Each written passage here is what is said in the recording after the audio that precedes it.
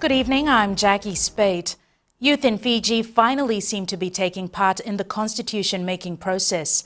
This was evident today when two sisters turned up at a hearing in Suva, calling for the protection of all Fijians and for an end to coups. Vosita Kote Wasawasa reports. And they talked about a closed... Charlene and Michelle Shakar spoke on issues they believe are relevant to youth today.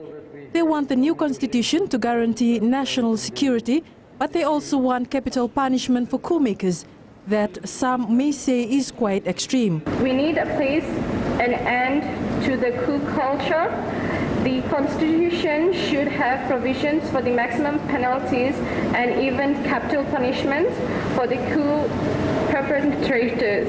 The two university students also want seats to be reserved for youth in the new parliament. It is recommended that at least one seat per division is reserved for elected youth parliamentarian. This would be a member from West, North, Southern and Eastern parts of Fiji.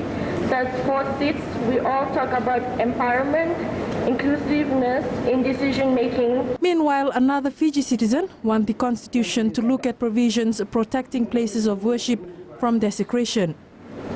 Religion plays a very important part in the development of a country. It's a very important pillar, fabric of society. And once that is damaged, it's very hard to repair. So there must be a very strict deterrent, laws similar to that of rape. If a person is found guilty. Tarun Tikaram submits that racially motivated provisions have no place in the new Fiji. A person's birthright is very important. It has a lot of bearing. Birthright, it's a magic word. If you are born in this country, then you must have an equal playing field, equal opportunities to education, scholarship, housing, job opportunities, employment, etc. The Constitution Commission has been taking views from a wide section of the community all over the country. But with hearings to continue for some time yet, more Fijians are being encouraged to come forward.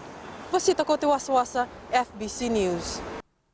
Newly formed NGO Pacific Dialogue also made submissions today on a wide range of issues.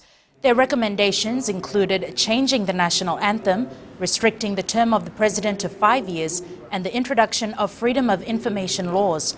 Chief Executive Chonen Dakuvula submitted that the Mbose level Vakaturanga should remain scrapped. A Council of Chiefs, to be called the Mbose Nivelu Tagewa Vanua, is to be established as an advisory council to the Minister of Itauke Affairs on matters of interest to the Itauke. The Commission will be taking part in a public lecture at USP tonight. Almost 500,000 people registered in the first phase of the electronic voter registration. The initial target was 600,000, but the government is nonetheless satisfied with the turnout in the 8-week exercise. Roland Karoy speaks to Elections Minister Ayaz Said Qayyum. In 61 days, 488,734 Fijians registered at voter registration centres around the country, about 80% of current eligible voters. To have nearly 500,000 Fijians go out to registration centres themselves and register in a period of 61 days throughout the country is a phenomenal testimony to the confidence that the Fijians have shown in the EVR system. Given this response, Said Qayyum is confident registering all eligible voters won't be a problem. The facts speak for themselves. You had nearly 500,000 Fijians coming out and registering within a span of 61 days from November of 2012 till even if you take a couple of months before September 2014, that's nearly 2 years. So surely we can register 100,000 people.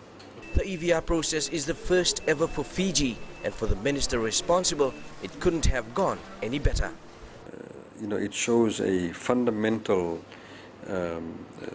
sense of ownership by the ordinary Fijian people in the entire process. They have all come forward in huge numbers. We have not had any significant complaints. For the next 2 months, the Elections Office will be verifying all data received through the EVR process. This is to eliminate any possibility of fraud and identity theft. When the second phase begins in November, Fijians living overseas will also get a chance to register, although mechanics are still being worked out. Roland Koroi, FBC News.